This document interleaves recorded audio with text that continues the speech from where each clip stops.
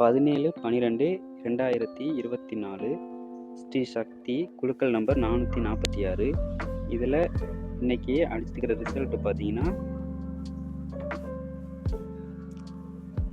627,505. இதில் நம்ம கடைசியாக 3 டிஜிட் எடுத்துக்குவோம். 505. நேற்றுக்கு நம்ம ஒரு 5 கெஸிங் நம்பர் கொடுத்துருந்தோம். இதில் 515ன்னு சொல்லி கொடுத்துருந்தோம். இதில் வந்து பார்த்தீங்கன்னா 515. இதில் 5A, 15ல் 5C, அதாவது ஏசி பாஸ் ஆகிருக்கு ஃப்ரெண்ட்ஸ்.